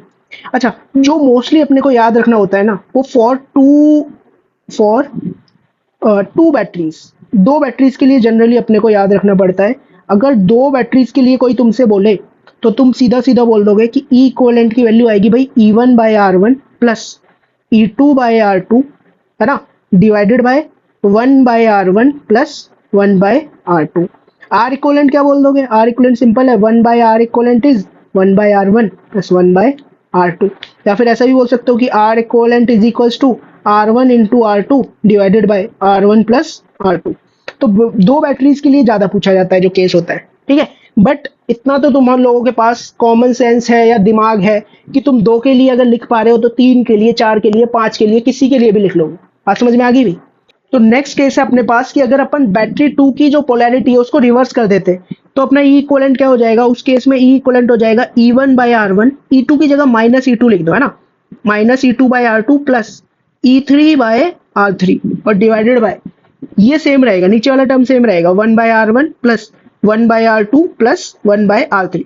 बस अपन ने e2 की जगह माइनस e2 लिख दिया है, बाकी सारी चीजें तो अपनी सेम ही रहेंगी। आर इक्विवेलेंट भी क्या रहेगा, 1/r1 plus 1/r2 plus 1/r3। और नेक्स्ट केस क्या है, इससे नेक्स्ट केस है, अगर अपन n आइडेंटिकल सेल को पैरेलल में कनेक्ट कर लेते हैं तो हमें देखना है ई इक्विवेलेंट क्या होगा, आर इक्विवेलेंट क्या होगा और आई की वैल्यू क्या होगी, है ना। यहाँ पर ये n सेल है, ये जो डॉटेड लाइन है ना, इट्स लाइक कि इस टाइप के n सेल्स मैंने कनेक्ट कर रखे हैं। कितने कनेक्ट कर रखे हैं भाई, n सेल्स मैंने कनेक्ट करके रखे हुए। तो मेरे को देखना है ई इक्विवेलेंट का एक्सप्रेशन क्या होगा। ई इक्विवेलेंट का एक्सप्रेशन होगा भाई कि e/r प्लस e/r, इस तरह से ही हम चलते रहेंगे कितने टाइम्स, n टाइम्स, है ना। सिमिलरली नीचे भी क्या होगा, 1/r प्लस 1/r, कितने टाइम्स ऐसे 1/r को ऐड करेंगे हम, n टाइम्स अपन ऐड करेंगे। तो ऊपर क्या बन जाएगा, ne/r, और नीचे क्या बन जाएगा, ये n अपॉन r। तो ओवरऑल ई इक्विवेलेंट तो अपने पास e निकल के आ जाएगा। ई इक्विवेलेंट क्या निकल के आया, e निकल के आया। अच्छा, आर इक्विवेलेंट क्या हो जाएगा भाई, आर इक्विवेलेंट इट्स लाइक कि आर रेजिस्टर्स पैरेलल में कनेक्ट है तो उनका पैरेलल इक्विवेलेंट क्या हो जाएगा, R/N। अगर तुमसे कोई पूछ ले कि इस सर्किट में करंट कितना फ्लो हो रहा है, मान लेते हैं कि इस एक्सटर्नल रेजिस्टेंस के थ्रू I करंट अपना फ्लो हुआ, तो I की वैल्यू क्या हो जाएगी, पहले तो जनरल एक्सप्रेशन बताओ मेरे को। I का जनरल एक्सप्रेशन होता है भाई E equivalent divided by capital R plus R equivalent. तो करंट कितना आ जाएगा, करंट अपने पास निकल के आ जाएगा E divided by R plus R upon N। हो गया सॉल्व भाई सर्किट। और सिंपल करना है, ऐसे लिख लो, NE divided by NR plus small r, हो गया। नेक्स्ट इसी टॉपिक में देखो कि भाई अगर अपने को बोल दिया जाए polarity of one cell is reverse, कि अगर एक सेल की पोलैरिटी रिवर्स कर दी तो ई इक्विवेलेंट क्या हो जाएगा, वो हमें देखना है, ठीक है। तो हमने देखा भाई ई इक्विवेलेंट का जनरल एक्सप्रेशन क्या आया था तुम्हारे पास, यहाँ से आया था NE upon R divided by N/R। भाई एक की पोलरिटी बदलते ही इट्स लाइक कि दो बैटरीज अपनी सर्किट में गायब हो जाएंगी। पहले n इंटू ई था तो अब हो जाएगा n माइनस टू इंटू ई। दो बैटरी गायब होते ही ई इक्वलेंट क्या हो जाएगा, n minus two into E divided by R upon में n बाय आर, क्योंकि रेजिस्टेंसेस तो गायब नहीं होंगे। तो ये हो जाएगा ओवरऑल अपने पास n minus two upon n into E. ये अपना ई इक्वलेंट का एक्सप्रेशन आ जाएगा अगर तुम बैटरी की एक भी बैटरी की पोलैरिटी को बदल रहे हो तो। आर इक्वलेंट क्या रहेगा, आर इक्वलेंट स्टिल सेम रहेगा, वो कितना रहेगा, आर बाय एन ही रहेगा। तो चीज जो याद रखनी है वो यही याद रखनी है कि ई इक्वलेंट क्या हो जाएगा अपना, N minus two upon N into E. Next case है अपने पास मिक्स ग्रुपिंग का। मिक्स ग्रुपिंग मतलब सेल्स जो है अपने सीरीज में भी है पैरेलल में भी है। देखो क्या दे रखा है, एन सेल्स इन सीरीज, हर एक ब्रांच में क्या है, एन सेल कनेक्टेड सीरीज में, और देर आर एम सच रोज, और ऐसी एम रोज हमने बना दी है। क्या बोला मैंने, भाई हर एक ब्रांच में एन सेल कनेक्ट है और ऐसी एम रोज है अपने पास। ओके, तो अगर कोई तुमसे पूछ ले कि टोटल सेल तुम्हारे पास कितने हैं, तो तुम बोलोगे कि हमारे पास जो टोटल सेल होंगे वो होंगे एम इंटू एन। समझ में आ रही है। अगर मैं तुमसे पूछूं कि net internal resistance of one row, एक रो का नेट इंटरनल रेजिस्टेंस कितना होगा, भाई एक रो में कितने रजिस्टर कनेक्ट है, एन रजिस्टर कनेक्ट है सीरीज में, तो ये हो जाएगा एन इंटू स्मॉल आर। ठीक है, तो अगर हम बोलें कि अब ऐसा क्या है, अब इट्स लाइक कि इस पूरी ब्रांच में कितना, एक ही रजिस्टर लगा लो, कितना, एन इंटू आर का। ऐसे यहाँ पर भी एक रजिस्टर एन इंटू आर का, इस वाली ब्रांच में भी एक रजिस्टर एन इंटू आर का। मतलब हमारे पास एन आर वैल्यू वाले, इसको बोल दो कैपिटल आर, इसको क्या बोल रहा हूँ मैं, capital R. Capital R register connected है कितने, एम कैपिटल आर रजिस्टर अपने पास पैरेलल में कनेक्ट है। तो आर इक्वलेंट कितना हो जाएगा, capital R by M, that is कितना आ जाएगा, एन आर बाय एम। तो मतलब इक्वलेंट रेजिस्टेंस जो सर्किट का तुम्हारे पास निकल के आएगा वो कितना हो जाएगा, एन आर अपॉन एम। मेरी बात समझ में आई भाई, ठीक है। अच्छा, इसी सेम वे में मैं तुमसे बोलूं net EMF of one row, net EMF of one row, एक रो का ईएमएफ कितना होगा, भाई एक रो में एन बैटरी कनेक्ट है सीरीज में, तो एक रो का ईएमएफ कितना हो जाएगा, एन इंटू ई। अब हमारे पास एन ई वोल्टेज वाली एम बैटरीज पैरेलल में कनेक्ट है, तो मतलब ई इक्विवेलेंट कितना आएगा, भाई यहाँ पर देखो इस वाले केस में एन आइडेंटिकल बैटरी कनेक्ट थी पैरेलल में, तो ईएमएफ कितना निकल के आया, ई। मतलब अगर आइडेंटिकल बैटरीज तुमने पैरेलल में कनेक्ट कर रखी है तो ईएमएफ उतना ही होगा जितना कि एक रो का है। इट मींस ई इक्विवेलेंट जो निकल के आएगा सर्किट का वो स्टिल कितना होगा, एन इंटू ई ही रहेगा।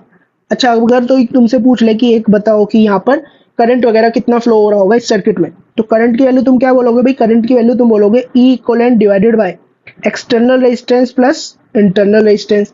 तो कितना हो जाएगा, N into E divided by R plus N R upon M. तो कितना आ जाएगा ये अपने पास एलसीएम लेने के बाद, M N E divided by M R plus N times of small R. बात समझ में आ गई, ये आ गया अपना करंट जो कि सर्किट में फ्लो हो रहा होगा, है ना। अगर तुमसे कोई पूछे कि इस मिक्स ग्रुपिंग में मैक्सिमम करंट कितना फ्लो होगा, इस मिक्स ग्रुपिंग में मैक्सिमम करंट कितना फ्लो होगा, तो मैक्सिमम करंट के लिए क्या करना भाई, ये मैं नेक्स्ट लेक्चर में तुम्हें एक्सप्लेन करूंगा कि जब भी मैक्सिमम करंट किसी सर्किट में फ्लो होता है ना, तो उस सर्किट का इक्विवेलेंट रेजिस्टेंस एक्सटर्नल रेजिस्टेंस के बराबर हो जाता है, उस सर्किट का इंटरनल रेजिस्टेंस एक्सटर्नल रेजिस्टेंस के बराबर आ जाता है। उस केस में किसी भी सर्किट में मैक्सिमम करंट फ्लो करेगा। मतलब मैक्सिमम करंट के लिए हम बोल सकते हैं एन आर अपॉन एम की वैल्यू कैपिटल आर के बराबर होनी चाहिए। याद रखना, बहुत ही छोटा पॉइंट है, जनरली लोग इसको मिस कर देते हैं, बट तुम इसको ध्यान में रखोगे कि किसी भी सर्किट में अगर तुम्हें करंट मैक्सिमम करना है तो उसका इंटरनल रेजिस्टेंस और एक्सटर्नल रेजिस्टेंस बराबर कर दो। बात समझ में आ गई। तो अब हम इस टॉपिक से रिलेटेड प्रॉब्लम्स करेंगे, ठीक है। तो प्रॉब्लम, सबसे पहली प्रॉब्लम हमें दे रखी है कि हमें दो बैटरीज गिवन है, बैटरी का 5 वोल्ट की बैटरी, 1 ओम इंटरनल रेजिस्टेंस, 2 वोल्ट की बैटरी, 2 ओम इसका इंटरनल रेजिस्टेंस है। We have to find out the potential difference VA minus VB। इसको करने के दो तरीके हैं। सबसे पहले हम मेथड 1 देखेंगे। मेथड 1 में कोई भी अपन बैटरी का कॉन्सेप्ट नहीं लगाएंगे, नॉर्मल हम सॉल्व करेंगे। भाई देखो, ये वाली बैटरी चाहती है करंट कुछ इस तरह से फ्लो हो, और ये वाली चाहती है करंट इसके अपोजिट डायरेक्शन में फ्लो हो। मतलब ये सर्किट में कैसे काउंटर क्लॉकवाइज करंट फ्लो कराना चाहती है, और ये इसमें क्लॉकवाइज करंट फ्लो कराना चाहती है। मतलब एक दोनों एक दूसरे को अपोज करेंगी, लेकिन जीत कौन सी वाली बैटरी जाएगी, 5 वोल्ट वाली बैटरी जीत जाएगी, क्योंकि उसका ईएमएफ ज्यादा है, तो सर्किट में करंट 5 वोल्ट वाली बैटरी के अकॉर्डिंग फ्लो होगा। अच्छा, तो सर्किट में करंट क्या हो जाएगा, total EMF that is 5 minus 2, minus इसीलिए लगाया क्योंकि दोनों बैटरीज एक दूसरे को अपोज कर रही है और 5 वाली बैटरी की पावर ज्यादा है, मतलब 5 वाली बैटरी की वोल्टेज ज्यादा है। तो ये हो जाएगा 5 minus 2 divided by total resistance circuit में 2 प्लस 1 ओम। तो ओवरऑल कितना आ जाएगा 3/3, मतलब सर्किट में करंट फ्लो हो रहा है 1 एम्पियर। तो हमें नजर आएगा कि भाई इस तरह से कुछ 1 एम्पियर यहाँ पे फ्लो होता हुआ नजर आया। मतलब यहाँ पर ये पॉइंट होगा इसका पोटेंशियल प्लस माइनस और ये होगा प्लस माइनस। तो मैं क्या बोलूंगा भाई, किरचॉफ्स के अकॉर्डिंग चलेंगे, ए पॉइंट से स्टार्ट हुए तो हम बोलेंगे वी ए, फिर हम किधर गए, फिर हम ऐसे घूम के बी की तरफ जाना है अपने को। अच्छा, इस 2 ओम में गए तो हम बोलेंगे 2 ओम में पोटेंशियल ड्रॉप कितना होगा, इसका resistance into current that is 2 into 1 2 volt. Plus से माइनस मतलब घट गए तो लिखेंगे -2। फिर हम बैटरी में गए प्लस से माइनस मतलब अगेन घट गए तो हम फिर से लिखेंगे -2। This should be equals to VB. तो मतलब यहां से निकल के आया V A minus VB is equals to 4 volt. अब हम इस प्रॉब्लम को सॉल्व करेंगे using the concept of battery. Battery के कॉन्सेप्ट से अपन सॉल्व करेंगे। भाई बैटरी के अकॉर्डिंग अगर हम देखें ए बी पॉइंट के अबाउट ये दोनों बैटरीज कैसे कनेक्ट है, ये दोनों बैटरीज पैरेलल में कनेक्ट है। और एक चीज ये नोटिस करोगे कि 5 वोल्ट वाली बैटरी चाहती है कि ए पॉइंट पे पोटेंशियल पॉजिटिव रहे, 2 वोल्ट वाली बैटरी चाहती है कि ए पॉइंट पे पोटेंशियल पॉजिटिव रहे। इट मींस जब हम वी ए माइनस वीबी लिखेंगे तो उसमें E1 और E2 के एक्सप्रेशन में E1 और E2 को पॉजिटिव अपने को रखना है। मैंने क्या बोला, मैंने बोला VA माइनस VB, अगर ये दोनों बैटरी पैरेलल में कनेक्ट है तो ये E इक्वलेंट के बराबर होना चाहिए and this should be equals to E1 by R1 plus E2 by R2 divided by 1 by R1 plus 1 by R2। तो ये कितना हो जाएगा भाई, पहली battery 5/1 plus 2/2 divided by 1/1 plus 1/2। तो ये कितना आ जाएगा अपने पास, ये होगा 6/3/2। तो ओवरऑल ये कितना निकल के आ जाएगा 4 वोल्ट। और नॉर्मल मेथड से भी कितना आया था 4 वोल्ट और बैटरी वाले से भी क्या आया 4 वोल्ट। ठीक है, मतलब दोनों ही मेथड वैलिड है, तुम किससे भी कर सकते हो, जिससे मन करे उससे कर डालो। आज समझ में आ गई भाई। अब देखो भाई नेक्स्ट प्रॉब्लम हमें क्या दिया गया है, एक सर्किट दे रखा है and we have to find out VA minus VB and current through 3 ohm resistor. एक मेथड तो ये है इसको करने का कि किरचॉफ वगैरह से करते रहो और खेलते रहो इसी प्रॉब्लम में। दूसरा मेथड है अपना स्मार्ट मेथड। तो इसमें क्या करेंगे, हम मानेंगे कि ये 4 बैटरीज है अपने पास। पहली बैटरी जिसका ईएमएफ है 2 वोल्ट, इंटरनल रेजिस्टेंस है 1 ओम। दूसरी बैटरी इसको मान लेंगे इसका ईएमएफ है 0 वोल्ट। तीसरी बैटरी 5 वोल्ट 1 ओम। चौथी बैटरी इसको मान लेंगे 3 वोल्ट और इसका ईएमएफ है 0, है ना। अब एक और चीज देखो भाई, 2 वोल्ट चाहता है कि ए पॉइंट पे पोटेंशियल कैसा रहे, पॉजिटिव रहे। 5 वोल्ट चाहता है ए पॉइंट पे पोटेंशियल कैसा रहे, नेगेटिव रहे। मतलब जब हम E1 और E3 की वैल्यू रखेंगे तो E1 को +2 रखेंगे, E3 को -5 रखेंगे। ठीक है, तो मैं बोलूंगा भाई ये जो VA माइनस VB की वैल्यू है ये किसके बराबर रहेगी, इक्विवेलेंट रेजिस्टेंस के बराबर रहेगी। किसके इक्विवेलेंट रेजिस्टेंस, उन 4 बैटरीज का जो इस सर्किट में पैरेलल में कनेक्ट है। तो पहली बैटरी के लिए लिखेंगे E1 by R1 that is 2/1। दूसरी बैटरी के लिखेंगे E2 by R2 that is 0/2। तीसरी बैटरी के लिए लिखेंगे E3 by R3 that is -5/1। चौथी बैटरी के लिए 0/3। अब क्या करेंगे 1/R1 that is 1/1, 1/R2 1/2, 1/R3 1/1 plus 1/3। तो ये ओवरऑल तुम्हारे पास आएगा -3 और इधर से ये बन जाएगा 17/6। तो VA माइनस VB आया अपने पास 18/17 वोल्ट्स। ये क्या आ गया VA माइनस VB। मतलब ए पर कैसा पोटेंशियल है भाई, VA माइनस VB के अकॉर्डिंग ए पर है पोटेंशियल कम एज कंपेयर टू बी पे जो पोटेंशियल है। मतलब बी वाला एंड अपना पॉजिटिव है और ए वाला एंड है नेगेटिव। मतलब इसके अक्रॉस भी पोटेंशियल डिफरेंस कितना होगा, VA माइनस VB या VB माइनस VA कुछ भी बोल लो। करंट कहां से कहां फ्लो होगा, इसमें पॉजिटिव से नेगेटिव, मतलब इस डायरेक्शन में करंट कुछ फ्लो होगा। मान लेते हैं इसमें जो करंट फ्लो हो रहा है, लेट्स से इसमें I3 बोल लेते हैं, I3 करंट फ्लो हो रहा है। तो इस I3 की वैल्यू क्या हो जाएगी ये बताओ। I3 की वैल्यू तुम बोलोगे भाई potential difference that is VB minus VA upon resistance that is 3। तो रोल कितना निकल के आएगा, ये हो जाएगा 18/17 इंटू 3। तो ये तुम्हारे पास निकल के आएगा 6/17 एम्पियर।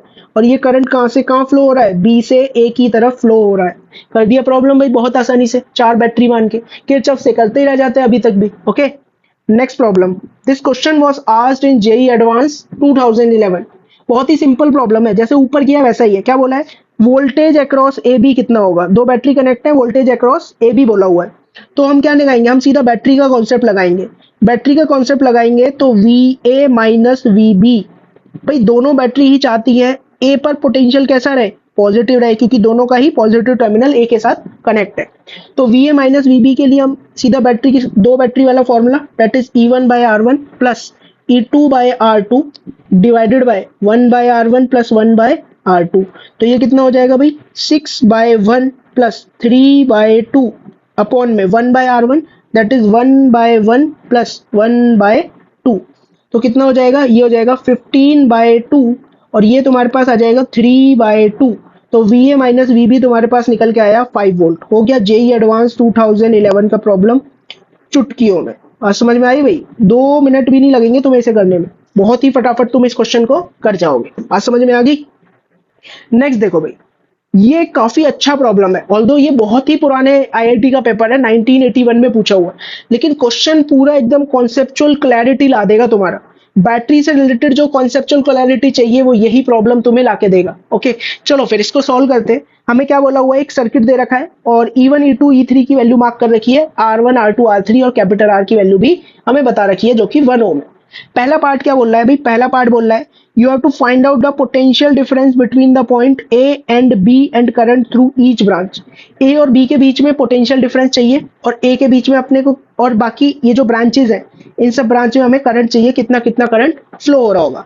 अच्छा एक बात बताओ, देखो सिंस A और B तो ओपन सर्किट है, ओपन सर्किट है ना, मतलब इस वाले रजिस्टर में कोई करंट ही फ्लो नहीं हो रहा होगा। यहाँ पे हो सकता है करंट ऐसे ऐसे ही घूम के रह जाए, इधर भी करंट, क्योंकि करंट हमेशा एक लूप में घूमता है, ए और बी को ज्वाइन करने वाला कोई लूप नहीं है। तो ये ऊपर वाली ब्रांच में करंट इस तरह से घूमता रहेगा, नीचे वाली में कुछ इस तरह से घूमता रहेगा। इस रेजिस्टेंस में कोई भी करंट नहीं जाने वाला।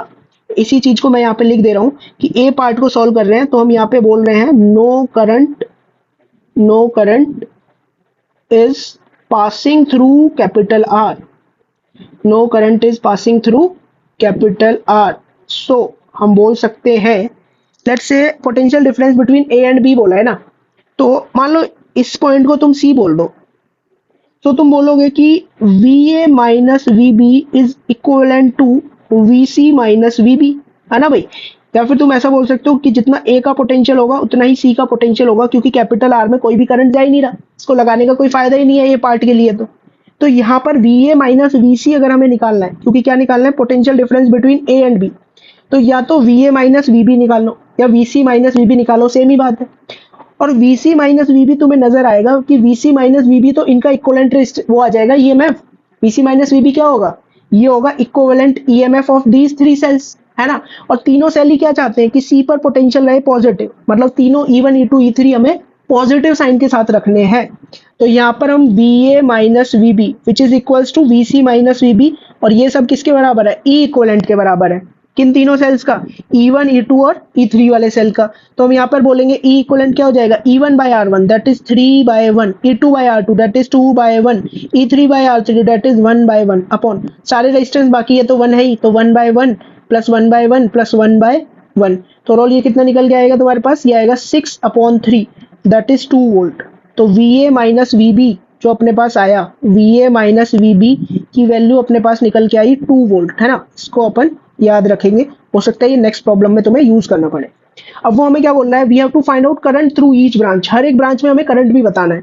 मान लेते हैं इस वाली ब्रांच में कितना करंट फ्लो हो रहा है, I1, इस वाली ब्रांच में कितना करंट फ्लो हो रहा है, I2, इस वाली ब्रांच में कितना करंट फ्लो हो रहा है, I3। अब मेरे को एक बात बताओ कि इसके अक्रॉस टर्मिनल पोटेंशियल डिफरेंस कितना होगा, VC माइनस VB। इसके अक्रॉस टर्मिनल पोटेंशियल डिफरेंस कितना होगा, VC माइनस VB, और इसके अक्रॉस भी VC माइनस VB। तो हम VC माइनस VB मतलब VA माइनस VB है ऑल्दो, है ना। तो हमें पता लग रहा है कि तीनों सेल का जो टर्मिनल पोटेंशियल डिफरेंस है वो कितना है, 2 वोल्ट, ठीक है। तो हम बोलेंगे फॉर E1 अगर मैं टर्मिनल पोटेंशियल डिफरेंस लिखूं, E1 के लिए मैं टर्मिनल पोटेंशियल डिफरेंस क्या लिखूंगा भाई, इसके लिए लिखूंगा मैं E1 minus I1 into R1, यही तो होता है terminal potential difference, E minus IR। तो E1 की वैल्यू कितनी है मेरे पास, E1 की वैल्यू है मेरे पास 3 वोल्ट। तो टर्मिनल पोटेंशियल डिफरेंस किसके बराबर है, ये तो VA माइनस VB के बराबर है, and this is equals to E1 की वैल्यू क्या थी, 3 वोल्ट। तो 3 माइनस I1, R1 तो है ही अपना कितना 1, तो VA माइनस VB कितना है 2 is equals to 3 minus I1। तो यहाँ से I1 की वैल्यू तुम्हारे पास कितनी निकल के आई, 1 एम्पियर। 1 एम्पियर निकल के आई, बिल्कुल सही, ठीक है। ऐसी अगर हम फॉर E2 बात करें, फॉर E2 अगर हम बात करें तो उसके लिए भी हम बोलेंगे कि terminal potential difference is equals to E2 minus I2 into R2।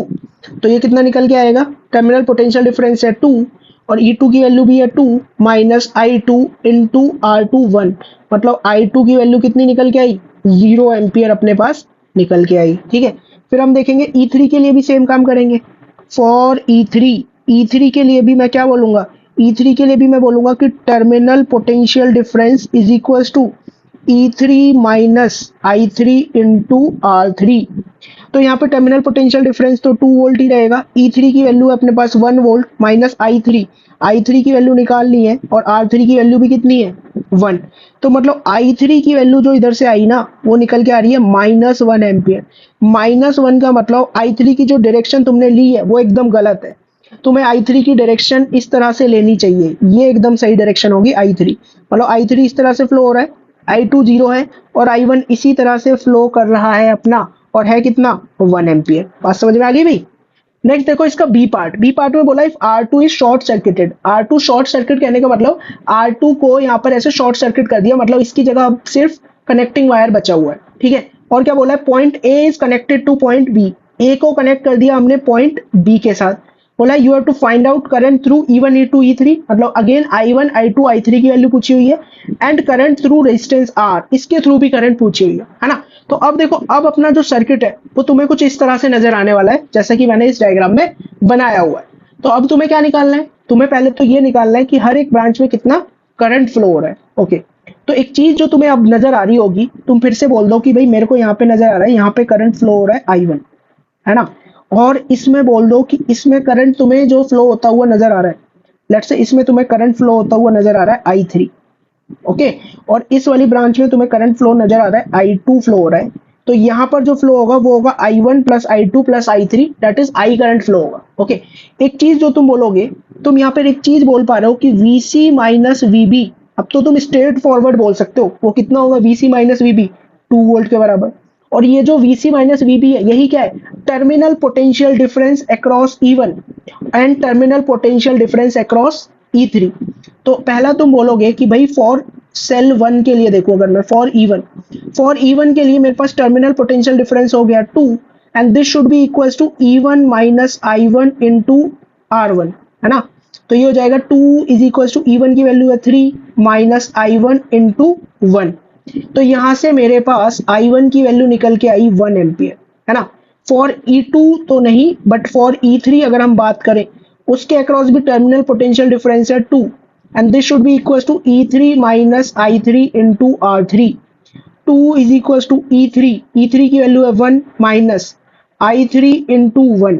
तो I3 की वैल्यू तुम्हारे पास कितने निकल के आ रही है, I3 की वैल्यू निकल के आ रही है 1 एम्पियर, माइनस का 1 एम्पियर, है ना। माइनस का 1 एम्पियर कहने का मतलब क्या है, मतलब जो हमने I3 की डायरेक्शन ली है वो हमने गलत ले रखी है। Direction of I3 is opposite to the direction which we had took, okay. तो मतलब I3 जो फ्लो हो रहा है ना वो कुछ इस तरह से फ्लो हो रहा होगा, ओके। अब मैं अगर देखूं, भाई देखो एक चीज देख रहा हूं मैं क्या देख रहा हूं, लेट्स से अगर मैं इस वाली ब्रांच पे सिर्फ फोकस करूं, इस तरह से इस वाले पे फोकस करूं, इस रेजिस्टेंस पे और इस ब्रांच पे, तो हमें एक लूप नजर आ रहा है। लूप में EMF है 2 वोल्ट और एक रेजिस्टेंस लगा हुआ है 1 ओम का। तो इसमें करंट जो फ्लो हो रहा है वो I करंट फ्लो हो रहा है, मतलब I की वैल्यू ही I2 के बराबर होगी। यहाँ से क्या नजर आया हमें कि I की वैल्यू ही I2 के बराबर होगी, और ये वैल्यू आएगी कितनी, भाई इस वाले, अगर तुम सिर्फ इस वाले लूप में बात करो तो इसमें करंट कितना फ्लो होगा, EMF बाय इस लूप में जो रेजिस्टेंस है 1, तो 2/1 कितना फ्लो होगा यहाँ पर, 2/1, that is 2 ampere current flow होने वाला है। बात समझ में आई। तो हमें पूछा क्या हुआ था, पूछा हुआ था कि करंट बताओ E1 E2 E3 और R के थ्रू, तो हमने बता दिया भाई E1 के थ्रू कितना करंट फ्लो हो रहा है 1 एम्पियर, E2 के थ्रू कितना करंट फ्लो हो रहा है 2 एम्पियर। यहाँ पे क्या हुआ कि E3 के थ्रू 1 एम्पियर करंट फ्लो हुआ A से B की तरफ, और इसमें कितना करंट फ्लो हुआ कैपिटल R में, इसमें भी करंट फ्लो हुआ 2 एम्पियर। हो गया सर्किट सॉल्व, बात समझ में आ गई। तो ये काफी कॉम्प्लेक्स सा प्रॉब्लम था, लेकिन हमने सेल वगैरह के जो कॉन्सेप्ट है उसको अप्लाई करके इसको भी सॉल्व कर दिया, तो ये प्रॉब्लम बेस्ट प्रॉब्लम है भाई। अगर तुम्हें सेल, बैटरी, करंट वगैरह, किरचॉफ लॉ वगैरह से रिलेटेड चीजें सीखनी है ना, तो ये प्रॉब्लम बहुत कुछ सिखा देता है अपने को। तो इस प्रॉब्लम को ना एक बार तुम खुद से जरूर ट्राई करके देखोगे कि तुम कर पा रहे हो या नहीं कर पा रहे हो, क्योंकि इसमें तुम्हारा किरचॉफ लॉ, बैटरी के कॉन्सेप्ट्स, करंट के कॉन्सेप्ट, सारे कॉन्सेप्ट चेक हो जा रहे हैं जो भी अभी तक हमने पढ़े थे। बात समझ में आ गई? नेक्स्ट क्वेश्चन देखो भाई, ये क्वेश्चन आज की क्लास का अपना लास्ट क्वेश्चन है और ये क्वेश्चन जेई 1984 में पूछा गया है। काफी पुराना क्वेश्चन है लेकिन अपने कॉन्सेप्ट्स को बूस्ट करने वाला क्वेश्चन है ये, ठीक है। तो देखो भाई कैसे सॉल्व करेंगे इसको, ध्यान से समझिए। तो हमें क्या दे रखा है यहाँ पे कि अपने पास 4 सेल है ई एफ जी एच और इनके ईएमएफ है 2131, मतलब ई वाले का ईएमएफ है 2 वोल्ट, एफ वाले का है 1 वोल्ट, जी वाले का है 3 वोल्ट और एच वाले का है 1 वोल्ट। और बोला हुआ है इसके इंटरनल रेजिस्टेंसेस, ई का जो इंटरनल रेजिस्टेंस दे रखा है वो है 2 ओम, एफ का जो इंटरनल रेजिस्टेंस है वो तुम्हें दे रखा है 1 ओम, जी का इंटरनल रेजिस्टेंस बोला हुआ है इन्होंने 3 ओम और एच का इंटरनल रेजिस्टेंस कितना बोला हुआ है 1 ओम, ठीक है। नेक्स्ट हमसे क्या बोला हुआ है, you have to find out the potential difference between B and D, B और डी के बीच में अपने को पोटेंशियल डिफरेंस निकालना है।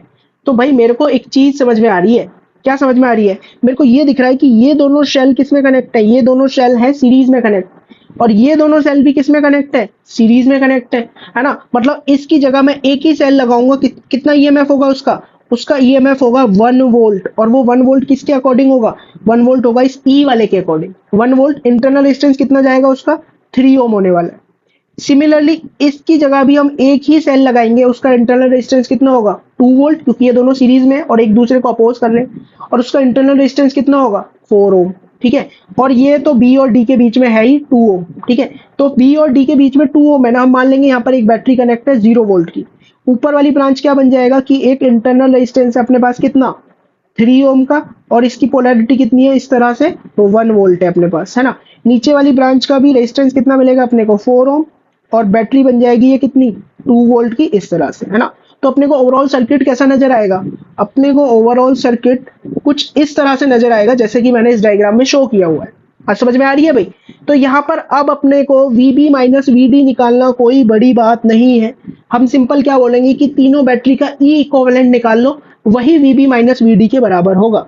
मैंने क्या बोला, मैंने बोला कि VB minus VD this is equals to E equivalent of these 3 cells, और ये कितना होगा भाई E1 बाय R1। पहली बैटरी ये बी पर कैसा पोटेंशियल पहुंचाना चाहती है, नेगेटिव, तो इसका साइन कैसा लेंगे, नेगेटिव, तो -1/3। दूसरी बैटरी के लिए 0/2, तीसरी बैटरी के लिए E3 by R3 that is 2/4 upon 1/3 plus 1/2 plus 1/4, तो कितना आ जाएगा, ये हो जाएगा 1/6, और नीचे से तुम्हारे पास बनेगा 13/12।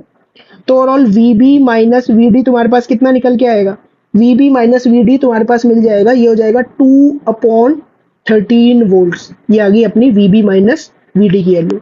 तो ए पार्ट तो अपन ने ऐसे ही सॉल्व कर दिया भाई, क्या ही बड़ी बात थी इसमें, है ना। बी पार्ट देखते हैं, बी में क्या बोल रहा है, potential difference across the terminals of each cell. हर सेल के अक्रॉस टर्मिनल पोटेंशियल डिफरेंस क्या होगा, ये हमसे पूछा हुआ है ना। तो एक काम करते हैं, सबसे पहले मान लो कि इस ऊपर वाली ब्रांच में करंट फ्लो हो रहा है I1, मतलब यहाँ पर तुम्हें इस तरह से I1 करंट फ्लो होता हुआ नजर आएगा। ओके, इस वाली ब्रांच में करंट इस तरह से फ्लो होगा, लेट्स से I2, इसमें क्या मान लिया अपन ने, इस तरह से I2 करंट फ्लो होगा, मतलब इस ब्रांच में तुम्हें क्या नजर आएगा, I2 करंट फ्लो होता हुआ नजर आएगा। पहला एक काम करो, ये I1 I2 की वैल्यू निकालो भाई। इस ऊपर वाले सेल के क्रॉस टर्मिनल पोटेंशियल डिफरेंस कितना है, VB माइनस VD, इतना ही तो टर्मिनल पोटेंशियल डिफरेंस है इसके अक्रॉस, ठीक है। तो क्या लिख लो, एक काम करो, यहाँ पर किरचॉफ लॉ लगा लो कि VB, है ना, किरचॉफ लॉ लगाएंगे तो देखो क्या बोलूंगा मैं, डी पार्ट में मैं क्या कर रहा हूँ, किरचॉफ लॉ लगा रहा हूँ। किरचॉफ लॉ लगाऊंगा कैसे, इस तरह से मैं कुछ किरचॉफ लॉ लगा रहा हूँ कि बी से डी की तरफ जा रहा हूँ, तो मैं लिखूंगा VB, है ना, VB, और इसमें फिर क्या गए, बैटरी में माइनस से प्लस, मतलब बढ़ गए तो मैं लिखूंगा प्लस का 1।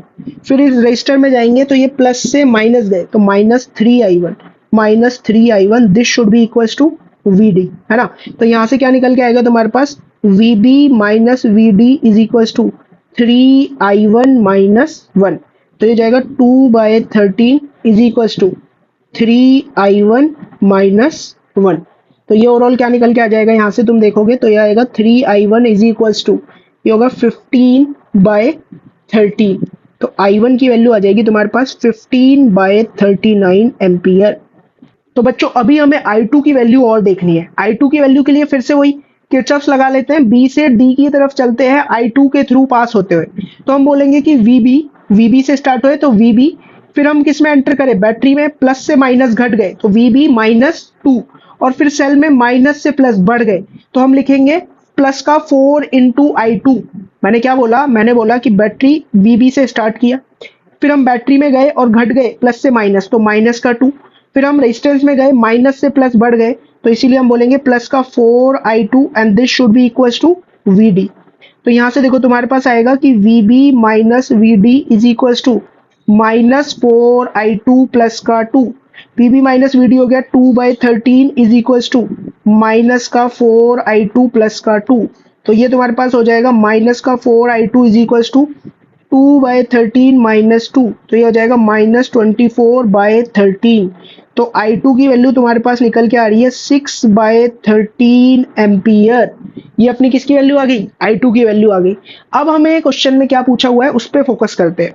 इस पे फोकस करें तो ये बोल रहा है you have to find out the potential difference across terminals of each cell G and H।